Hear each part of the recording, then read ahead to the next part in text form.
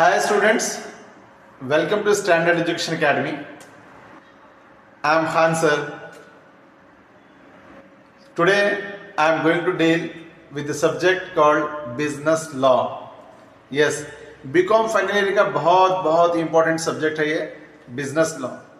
क्या है business law? What is business law? Do you have any idea about this कि क्या है लॉ? लॉ किसको बोलते हैं? डे टू डे बिजनेस आप देखते हैं, day to day okay activities में लॉ क्या है? माइंड में क्या आता है आपके कि लॉ बोले तो क्या है? ट्रांसलेशन नहीं, जस्ट कानून बोल के नहीं, कानून वो ट्रांसलेशन है. लॉ मीन्स इंग्लिश टर्मिनोलॉजी है एंड अगर आप ठीक है ट्रांसलेट कर रहे हैं हिंदी में तो हाँ सर कानून है. क्या है? बट कानून क्या है ये इंपॉर्टेंट है. And this is the very much ठीक है failure subject of Osmania university. Osmania university में बहुत सारे स्टूडेंट्स फेल होते हैं लॉ के पेपर में. अभी सप्लीमेंट्री में बहुत सारे स्टूडेंट्स आए मेरे पास, लॉ में फेल हो गए सर बोल के. तो ये एक्चुअली किस लिए होते हैं ज़्यादातर स्टूडेंट्स? बिकॉज ये लॉ में वही लिखना है जो आपको लॉ में दिया हुआ है. You can't right on your own. Okay, so let's see the definition is given by ठीक है a person salmon. Law is the body of principles recognized and applied by the state in the administration of justice. ये normal थोड़ा law की terminology में समझ में आ रहा है sir. Principle recognise applied in the state, ये क्या है? ठीक है, तो थोड़ा सा मैं इसको इजी कर देता हूं आपको. नाउ सी अपनी नॉर्मल आप देखें, rules and regulations are prepared and passed by the higher body of the country. Okay, higher body of the country in the administration of justice. आप जैसे कि इमेज देख रहे हैं फोटो कि हमारे पास parliament of India is the higher body of the country. हमारे इंडिया में क्या है? पार्लियामेंट सबसे हायर बॉडी है. वैसे यूएसए में व्हाइट हाउस है, काफी सारे हर जगह पे अपने अपने. तो वो higher body of the country जो भी रहती वो क्या करते हैं? रूल्स एंड रेगुलेशंस बनाते हैं, अपने अपनी कंट्री में इंप्लीमेंट करते हैं. किस लिए? ताकि जस्टिस हो इन द एडमिनिस्ट्रेशन ऑफ जस्टिस. बहुत इंपॉर्टेंट है. ओके, से एग्जाम्पल ट्रैफिक के रूल्स हैं आपके. क्यों है ट्रैफिक के रूल्स? बिकॉज एक्सीडेंट्स नहीं होना है, इसीलिए ट्रैफिक के रूल्स बनाए. ऐसे ही बहुत सारे हमारे पास लॉ है. सो बिजनेस हमारे पास जो सब्जेक्ट का नाम दिया हुआ है वो है बिजनेस लॉ. अब वो तो सारे लॉ नहीं पढ़ेंगे हम, नॉर्मल हम बिजनेस का ही लॉ देखेंगे. So we are exclusively dealing with business law. So here the business law means all the rules and regulations which are related to business. How to enter into the contract कैसा करना है आपको, and how to go through with that execution of the contracts कैसे खत्म होते हैं, how to just okay make the agreements के लिए क्या important होता है. ये सारे चीजें जितने भी हैं, कितने भी डील कर रहे हैं, जो भी बिजनेस में डील कर रहे हैं, ये सारे इसी में ही आने का है. ठीक है, right. So say example in our ठीक है India we are having goods and service tax. So goods and service tax act का एक लॉ लेकर आया गया था हमारे पास. ओके, सो ऐसे ही बहुत सारे दूसरे लॉ भी हैं हमारे पास. Okay, companies act earlier it was 1956, उसके बाद में मेजर चेंजेस हुए 2013 में, तो 2013 हो गया वो. क्लियर? तो कंपनीज एक्ट के जितने भी कंपनीज में जितने भी काम होंगे, कंपनीज के जितने भी ठीक है transactions, agreements, contracts, whatever it may be, completely written in the Indian contract act में. जैसा कॉन्ट्रैक्ट करना है ऐसी कंपनीज एक्ट में 2013 में दिया गया है. Clear? Now sale of goods act, ये भी है हमारे पास. Sale of goods act 1930. Don't think that कह रहे सर ये ठीक है बिफोर ओके इंडिपेंडेंट है. हाँ, इंडिपेंडेंस से पहले भी है. Same it's continuing. तो we have adopted after the Britishers, बहुत सारे हम क्या है लॉ अडॉप्ट करे हैं, वो कंटिन्यू चल रहा है अभी. So sale of goods act 1930. So यहाँ पर गुड्स किसको बोलते हैं, सेल क्या है, what is actually the term sale. वो टर्म सेल भी सेल ऑफ एक्ट में बता दिया है, सेल ऑफ गुड्स एक्ट में बताया. गुड्स किसको बोलते हैं उसका टर्म भी बता दिया clearly. Clear? Okay, right. So here now consumer protection act, ये कंज्यूमर को प्रोटेक्ट करने के लिए एक्ट बनाया हुआ है, that is called consumer protection act. बहुत इंपॉर्टेंट है ये कंज्यूमर प्रोटेक्शन एक्ट कि कंज्यूमर का क्या राइट है, how the companies, how the businessman peoples okay make frauds to the general public. तो उसका प्रोटेक्शन करने के लिए एक एक्ट बनाया इंडिया में, वो है कंपनीज एक्ट का सेम कंज्यूमर प्रोटेक्शन एक्ट, ठीक है। नाउ सो बहुत इंपॉर्टेंट ये है फर्स्ट यूनिट जो हमारा है, हमारा ठीक है ना, यूनिट का जो फर्स्ट पार्ट है वो है इंडियन कॉन्ट्रैक्ट एक्ट 1872। बहुत पुराना दिख रहा है आपको 1872, यस ओके। 1972 भी हो गया, अब 2026 स्टार्ट हो गया, बट अभी तक बहुत परफेक्टली लिखे हुआ लॉ है ये। ब्रिटिशर्स का वही अडॉप्ट कर लिया अपन आफ्टर इंडिपेंडेंस, सेम चल रहा हो, क्लियर। सो नाउ क्या है Indian contract act? So as you are seeing the contract, तो कॉन्ट्रैक्ट का मीनिंग क्या है एक्चुअली? सर कॉन्ट्रैक्ट किसको बोलते हैं?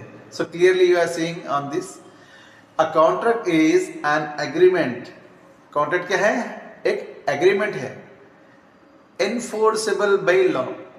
वो लॉ में इनफोर्सिबिलिटी होना means there are two things as you are seeing on the screen. First one is agreement and the second one is enforceability. एक तो होना है एग्रीमेंट, सेकंड होना है एनफोर्सिबिलिटी। एग्रीमेंट है सर लेकिन एनफोर्स नहीं कर सकते बोले तो फिर वो कॉन्ट्रैक्ट नहीं कहलाता। वाई? यस सी, एग्रीमेंट के लिए क्या इंपॉर्टेंट है? Offer, acceptance, consideration. If this three things are there you can call it as an agreement. But sir ये ऑफर, एक्सेप्टेंस हो गया, कंसिडरेशन है, क्या इसको कोर्ट को लेके जा सकते हैं बोले तो no. Why sir? Suppose this three things are there but done by the minors. छोटे बच्चे ने कर लिया, अरे ये मेरे पापा की घड़ी है मैं बेचना चाह रहा हूँ, अगर वो बच्चा बोल दिया मैं बेचता हूँ, दूसरा लड़का बोला मैं खरीदता हूँ, और कुछ अमाउंट भी अगर वो बोल दिया तो वो दे दिया, तो three things are there. Agreement है आपके लिए, ये कैसा एग्रीमेंट है? मगर माइनर्स का एग्रीमेंट है, नॉट एनफोर्सेबल बाय लॉ, ठीक है। ऐसे ही यहाँ पर मैं आपको अभी दूसरा बताऊंगा, ठीक है ना। Next, essential elements of a valid contract. तो ये वैलिड, ये जो आपका जो कॉन्ट्रैक्ट होता है वो वैलिड कब बनता? तो वो वन बाय वन स्टेप्स है, उसके एसेंशियल एलिमेंट्स है, वो एलिमेंट्स हम देखेंगे। नंबर वन, फर्स्ट है आपका ऑफर। कौन सा भी अगर कॉन्ट्रैक्ट हो रहा तो पहला सबसे first step will be offer. I am offering to sell my pen, I am offering to sell my house, I am offering to sell my laptop. ये मैं ऑफर कर रहा हूँ, तो ये क्या है? मेरी विलिंगनेस है, I am offering that, okay. I am offering to okay sell something, I am offering to purchase. हो सकता है अरे मैं ये परचेज करना चाह रहा हूँ आपके घर, बल्कि मैं ऑफर दे तो सामने वाले को, वो भी ऑफर है, okay. It is not like sale करने के लिए ही ऑफर देना नहीं है, परचेज करने के लिए भी ऑफर दे सकते। अरे भाई ये कार बेचते क्या, मैं खरीदना चाह रहा हूँ, कितने में बेचते आप? मैं ऑफर कर रहा हूँ, ठीक है ना। वो बंदा बोलता ठीक है भाई मैं एक्सेप्ट कर रहा हूँ, मैं बेचना चाह रहा हूँ 5 lakh rupees, 10 lakh rupees, okay. तो ये है, तो first one is an always first step in the contract is offer. Then the second will be acceptance. एक बार ऑफर हो गया तो ऑफर को अगर कोई एक्सेप्ट करा, जैसे कि मैं बोला कि I want to sell my car, तो one party is there, they agreed, अरे वो लोग ट्रायल करके देख लिया, अरे बहुत अच्छा है, कार में खरीदता हूँ, नेगोशिएट कर लिए, उसके बीच में कंसिडरेशन बोला मैं डन, ठीक है। सो ऑफर हो गया, एक्सेप्टेंस हो गया, उसके अंदर पैसे की बात भी हो गई कि कितना अमाउंट है। तो ये तीन आ जाने के बाद आपका हो गया है agreement, offer, acceptance, consideration, then it is called an agreement. ये सर लॉफुल कंसिडरेशन होता, इसलिए लॉफुल कंसिडरेशन बोल रहे, कोई भी अननेसेसरी स्टूपिडिटी का ऐसा, ठीक है नहीं, कंसिडरेशन नहीं रह सकते। से एग्जाम्पल कोई भी बोल रहा है कि भाई 50,000 रुपीज बिरयानी है एक प्लेट, बोले तो क्या है ये वैल्यू कुछ है, इवन 5 स्टार होटल में भी 50,000 में नहीं रहता। बट क्या है actually, what is the concept? So something, ठीक नहीं, the consideration must be something in the I of law. कानून की नजर में कुछ उसकी एक वैल्यू रहना है, लॉफुल कंसिडरेशन वो बहुत इंपॉर्टेंट है, ओके। सो नाउ हियर, अभी मैं जैसा बताया कि इन्फोर्सेबिलिटी, कोर्ट को कब लेके जा सकते हैं आप, कोर्ट को जब लेके जा सकते हैं, तो ये सारे आपके पास फीचर्स होना, एसेंशियल एलिमेंट्स मतलब वो फीचर्स होना है, ठीक है। कॉम्पिटेंट पार्टीज, कौन है competent parties? Competent parties are the parties who can go for and making the contract. Contract कर सकने की, एग्रीमेंट कर सकने की कैपेसिटी होना वो लोग में। कौन है लोग sir? They must be major होना है। देन वो लोग क्या होना है? साउंड माइंड होना है, एकदम हाँ बात कर सकना, कोई ठीक है ल्यूनेटिक, अरे कुछ है पागल है, उससे अपन कॉन्ट्रैक्ट नहीं कर सकते। तो ये क्या होना है आपको? बहुत इंपॉर्टेंट है, person must be an okay major by age, competent party, then sound mind, अरे साउंड माइंड होना है। ये साउंड माइंड में कभी कभी परमानेंट डिसेबिलिटी रहती है, कभी टेम्पररी रहती है। कोई ड्रंकन कंडीशन में है बंदा, पी लेने के बाद में एकदम बिल्कुल ऐसा है, उसके बाद में आप एग्रीमेंट कर रहे, ये एग्रीमेंट नहीं चलता, ठीक है ना। वो प्रूफ कर देते कोर्ट में, नहीं व्हेन द ठीक है client is signing the agreement he is not ठीक है इन ए कॉन्शियस, ओके, तो वो चल जाता फिर। तो नो, ये बहुत इंपॉर्टेंट है कि agreement must be made by the major, then soundman person, and another is that not disqualified by any law। कोई क्रिमिनल है ऑलरेडी, इसके ऊपर धोखाधड़ी केसेस चल रहे, वो बंदा जेल में है, आप उससे जाके कॉन्ट्रैक्ट नहीं कर सकते because he has disqualified by the law, ठीक है। तो ये होगा आपका कॉम्पिटेंट पार्टीज। नाउ जब भी एग्रीमेंट कर रहे, the person who is giving the offer and the person who is accepting, ये ऑफर भी और एक्सेप्टेंस भी फ्री रहना, मतलब कोई इसके अंदर फोर्स नहीं करना, अरे भाई ये क्या है, आप कैसे कर रहे हैं आप, ठीक है नहीं, आप बेचिए जबरदस्ती बोल के, सामने वाला फोर्स कर रहा आपको, आप घर बेचने पे, गाड़ी बेचने पे मजबूर कर रहा, तो ये नहीं चलता। तो बहुत इंपॉर्टेंट है ये, ऑफर के लिए, एक्सेप्टेंस के लिए भी फ्री रहना, अपनी मर्जी से खुशी से करना, किसी का पीछे फोर्स नहीं रहना।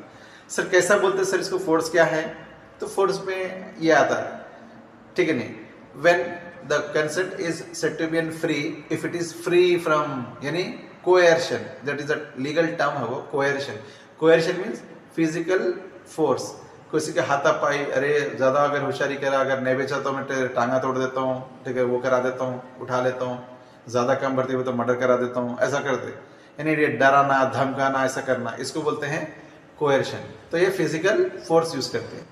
सेकंड इसी के अंदर आता है undue influence. What is this called undue influence? Undue influence means taking the undue advantage of the position. Say example, okay, आपके एरिया का एमएलए है बंदा, आपके एरिया का कोई, ठीक है नहीं, बड़ा एसआई है, कोई भी है, अब वो अरे इसके सामने कोई भी कुछ भी नहीं बोल सकना, कोई भी कुछ भी नहीं कर सकते, उन्हें आप अपनी, ठीक नहीं, अनड्यू लेता। एक एग्जाम्पल मैं बताता हूँ आपका, आपके कॉलेज, अब यू आर ए स्टूडेंट, आपके कॉलेज में प्रिंसिपल है, इंचार्ज है, समटाइम्स आप जाना चाह रहे अर्जेंटली, वो बोलते नहीं जरूरत नहीं जाना है आप, अरे they are because they are having some power, they are taking the undue advantage of that, okay, like that business में भी होता है ऐसा। तो ये कुछ भी अगर फोर्स करे तो अनड्यू इन्फ्लुएंस में, अरे वो बेच दो बोलो में प्रॉपर्टी आपको, अरे कौन बोल दिया भाई, वो तो कोई पहलवान है, कोई फलाना, ठीक है ना, बड़ा, ठीक है ना, ऑफिसर है, वो बंदा ऐसा बोल रहा, एमएलए है, पॉलिटिकल इसमें ज्यादा होता है ऐसा, तो ये है बोल के बताए, तो वो भी आपका अनड्यू इन्फ्लुएंस हो गया। तो एक कोएर्शन है, फिजिकल आपका फोर्स, देन अनड्यू इन्फ्लुएंस है। उसके बाद में दूसरी चीजें भी है, आपका फ्रॉड है, इंटेंशनली कुछ कर रहे तो उसको क्या बोलते हैं, फ्रॉड बोलते हैं। अगर इंटेंशनली नहीं है भाई, कुछ अगर हो गया उसमें, तो वो मिस्टेक्स भी आता है, लेकिन उसको अपन फिर कर सकते हैं। Later we will see very detailly each and every, ये जितने भी दिख रहे हैं आपको, ऑफर, एक्सेप्टेंस, कंसिडरेशन, लॉफुल, ये सारे जितने भी एसेंशियल एलिमेंट्स है, इसके सेपरेट सेपरेट चैप्टर्स है, एंड इसके अंदर फिर डिटेल और बहुत सारे, ठीक है नहीं, फीचर्स है, वो बाद में देखेंगे, ठीक है। So next one is our lawful object. हाँ सर, ये आप तो बताए ऑफर है, एक्सेप्टेंस है, ठीक है नहीं, कंसिडरेशन भी होगा, आपका फ्री कंसेंट भी है, इसके कॉम्पिटेंट पार्टीज भी है। अब ये लॉफुल ऑब्जेक्ट क्या है, बताइए, ये सारी चीजें तो हो रही, बट जो चीज का कॉन्ट्रैक्ट कर रहे हैं आप, वो कॉन्ट्रैक्ट किस चीज का कर रहे हैं, तो वो ऑब्जेक्ट होना है lawful.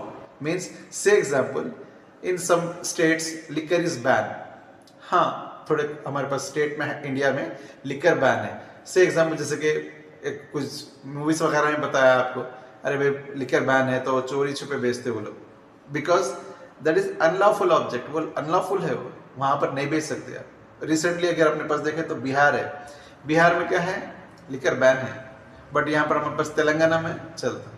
Like that same, so many things are prohibited. Say example, highly inflammable chemicals वगैरह है, you have to go for taking the license from the government to sell that chemicals.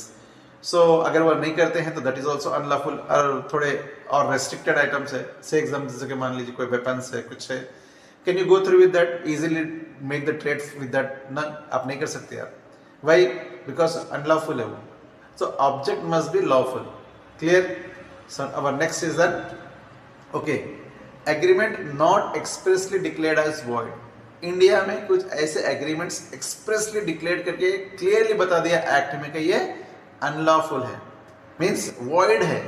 आप ऐसे एग्रीमेंट्स नहीं करना है। कौन से है सर ऐसे नहीं करना है, एक दो बता देता हूँ, बाद में फिर पूरा डिटेल में हम देखेंगे। इसका भी एक चैप्टर में डिटेल है। First, lawful marriages. Number 1, restrain of lawful marriages. किसी के भी अगर कोई लॉफुल मैरिजेस अगर करना चाह रहे, मेजर बाय एज है, यू कांट स्टॉप देम। तो ये एक है आपका, इसके लिए एग्रीमेंट आप नहीं कर सकते, वो वॉइड हो जाता।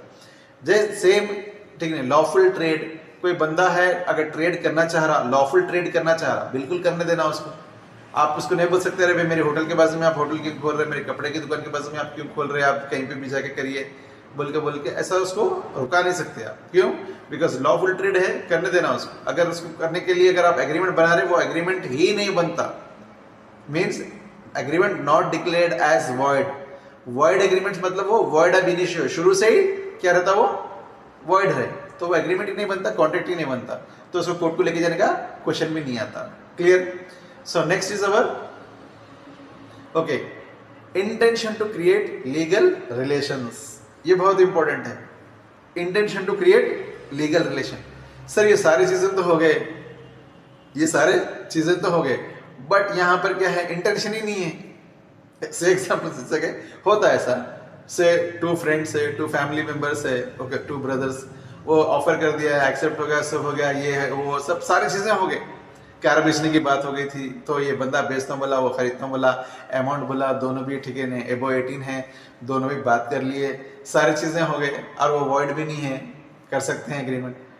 बट इत्तेफाक से क्या हो गया, नो, ये भी खामिश बढ़ गया बंदा, तो वो दूसरा बोल रहा, अरे भाई आप बेचते बोल रहे थे कार, क्या है आप नहीं कर रहे, नहीं वो कर रहे, तो अब बोला ठीक है भाई, पहले सोचा था मैं, मगर अब इरादा नहीं कर रहा हूँ, मैं नहीं बेचता हूँ मैं। तो वो बंदा बोल रहा था, अरे मैं सीरियस हूँ, मैं करना चाह रहा था, बोले तो अब वो बंदा कोर्ट को जाना ना, ठीक है ना, अरे आप एग्रीमेंट कर रहे थे, आप बोले थे, आप मेरे को वायदा कर रहे थे, you have given a words, ठीक है ना। ओवरऑल एग्रीमेंट्स आर आल्सो भी परफेक्टली वैलिड। अगर कोई मुंह से बोला बंदा ये मतलब जैसे कि अपन बताते, तो बहुत सारी चीज़ें ऐसे हैं। तो intention to create legal relationship is very important.